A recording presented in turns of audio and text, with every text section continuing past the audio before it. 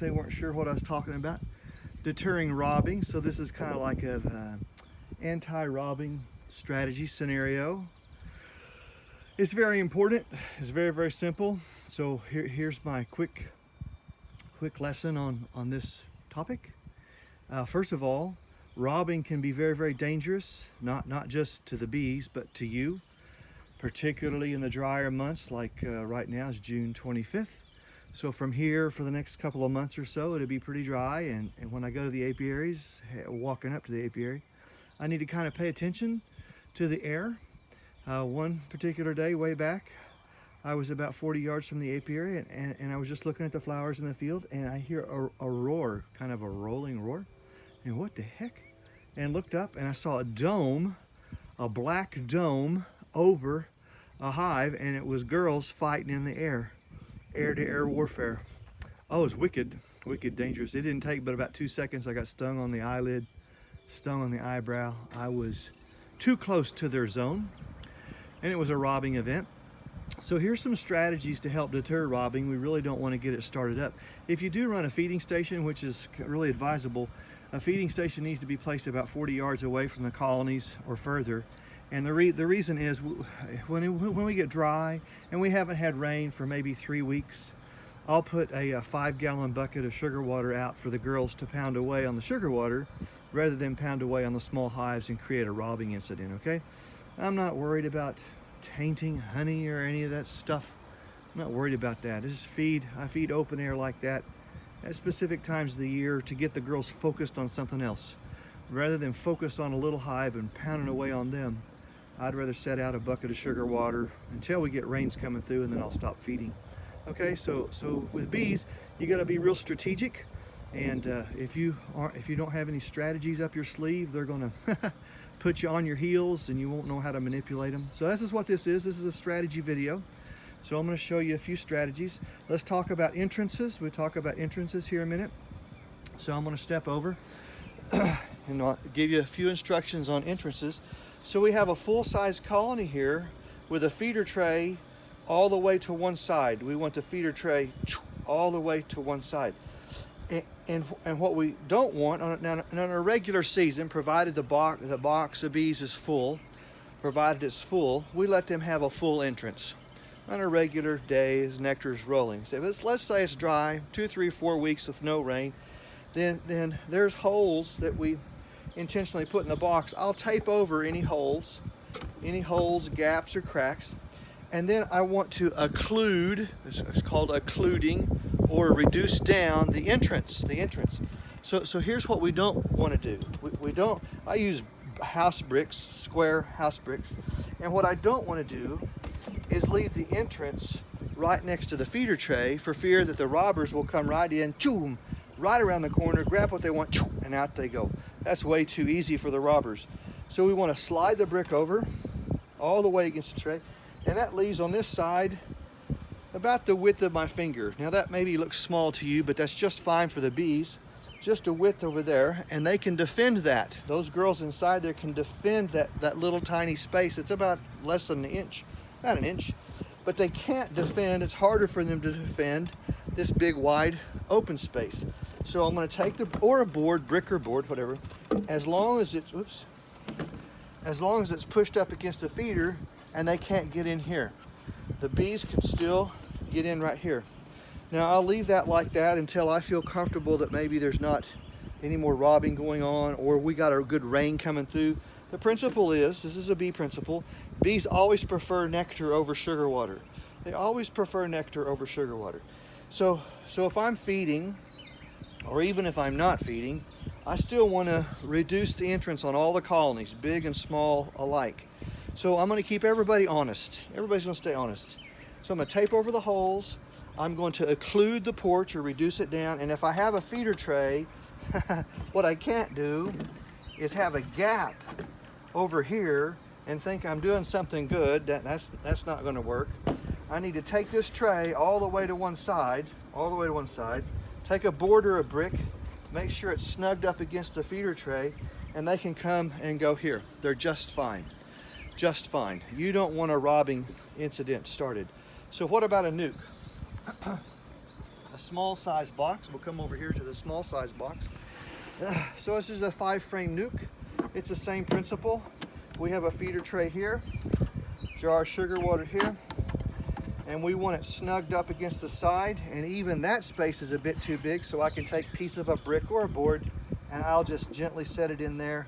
Make sure they have a good fat finger's width, and that's just fine. They can defend that. They can defend that. Now on top of all of that, here's another important strategy. This colony may be smaller. It may be 2 or 3 frames in a big girl box. That's too small. And they have a hard time defending all that empty space. So it would be smarter to take these girls and bust them backwards into a smaller box and let them fill this out. They can defend this, fill this out fully, and once, 2 or 3 weeks, once it's full, then transfer them over to their big girl box. And most beekeepers, even newer beekeepers, know that we're going to go from a small box forward to a big box, but they've never been taught how to bust back, how to go from a small colony in a big box back to a nuke box to push them and fill them out. They're much stronger if you fill them out and then take them over into a big girl, called a big girl box, their big girl box. Okay, so it's very important that you understand space management. Comes in kind of 2 sides of the coin.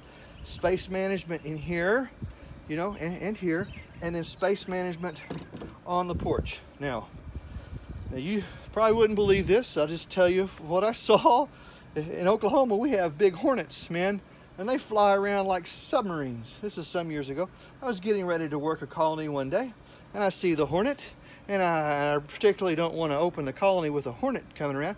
And I look back, and the girls they see the hornet, and they rallied up and plugged up this porch with their bodies, plugged it all up, and left about 1 inch right there for their sisters to get in and out, because they saw that hornet just like me, and they go, boy, they hate hornets. That hornet's not coming in here. So I didn't open that colony. I'm not opening that colony. I just bypassed them and went on to my other work.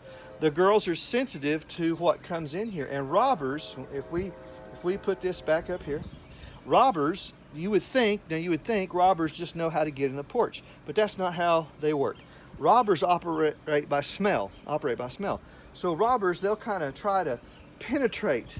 They're looking for a way to penetrate, and once they find an entrance, they'll exploit that. So one particular day on the honey hut building down here, on the top edge of the roof, I hear a bee just buzzing very, very loudly. I thought it was inside. When I went outside, it's outside on the seal on the top. And this bee, this one single worker, was going back and forth, buzzing very, very loud, and rolling her abdomen and exposing her nostril gland and laying down a marker, a scent marker, back and forth. And I watched her. What is she doing? Back and forth, super loud, back and forth, and laying down. And she found a gap in the building I didn't know about, and she's getting ready to go back and get her sisters and say, hey, we can exploit this gap. So I didn't kill her. I just caught her in a jar and took her away, and I sealed up that whole gap and sprayed Lysol over her marker. So you're going to have to, when it's dry outside, you're going to have to think strategically, or these bees are going to take advantage of you and exploit your lack of knowledge, and all of a sudden you got a robbing event going on, and it's just very difficult to stop that. That's why I set out 5-gallon buckets of sugar water at the feeding station when we get really, really dry. Let those girls pound away on that bucket, reduce or occlude the porches, keep everybody honest no matter how big or small they are, tape over all the holes until we get a good rain front coming through. And if I wanted, I could pull that brick open a little bit, or if it's a really big colony, I could remove it all together, set it to the side. So I keep bricks like this in the apiary, setting right next to the hive in case I need them, right around there. Same thing with a nuke and a small brick on the nuke porch. I can put it to the side. If it's a big colony, they can defend their porch. If it's a smaller colony, I'll occlude it. Same principle. You can't give them a gap over here by the feeder tray for fear they'll just run right in. So this type of scenario with a gap here, that won't work. Bees are way smarter than you think, and they'll just run right in there and get that. So if robbers are going to work you, make them work really hard. Make them work really. So the girls, the distance from here to here, the girls can defend that inside, assuming that I have a sugar water on. Boom, inside. Okay, makes sense? Okay, now watch this. See this? See this lid? This is a traditional feeder lid with a whole bunch of little holes. We don't like these lids. These lids, and here's why. So when I have it full of sugar water and I have these traditional lids, I put it out, the sunlight hits that glass, heats it up, pressurizes it, squirts a whole bunch of sugar water out on the tray. The bees aren't out of cluster in the morning yet, typically. It takes a little bit. So now I have a whole bunch of sugar water down here seeping out because it's been pressurized in the morning, and that will draw ants, yellow jackets, red wasp. We don't want that. So it's going to draw. So I much prefer to not use these. Just take a regular fruit jar lid and the disc, you know, and take a T45 or T44 hand stapler and punch 3 staples in it. Take the staples out. I got 6 holes. That's all I need. 6 holes. And I can put it right in there. And that way, in the morning, I don't have a big old giant puddle of sugar water down here. I just got a little bit, and the bees can quickly get on top of that. The young beekeepers, they don't know all these little things become big things, and they go, oh my gosh, what's going on? Well, if you don't acknowledge this could be an issue, the sun pressurizes the jar, this colony maybe is not out of cluster enough to come down here and get a big old puddle of sugar water, then it's dripping out here and you got ants and yellow jackets and wasp, and you don't know what's happening. You don't know what's happening. So I wouldn't use these. I just discard them. Give me a fruit jar lid, 3 staples out, 6 holes, that's good. Occlude the porch, take the feeder tray, this is called a Boardman feeder, one way or the other, all the way against the side. A brick or a board goes tight against the side. The hole's out here, it's just about a finger's width, and that's just fine. And you shouldn't have problems with bees. Now, if you have a feeding station out there, and we're really dry, assuming that we're dry, no rain for 2 or 3 weeks, then you can run a feeding station. Particularly this scenario is very sensitive and more of a concern in July, August, and early part of September. That kind of period right there tends to be drier, so you need to pay attention. Even if this is a big colony, don't be scared to occlude them, boom, shut them down, and let them have that little hole they can defend that. No robbing. We don't want any robbing. All right? Cool. If you got questions, you might give us a shout. You might go to the website, littlecreekbeeranch.com. Check us out there. You can look at the personal advisor program. That's where we do a lot of teaching. Students seem to really like that. There's a lot involved there. The personal advisor program really focuses on reducing your learning curve, which will eat you alive, and to raise your BIQ. That's important.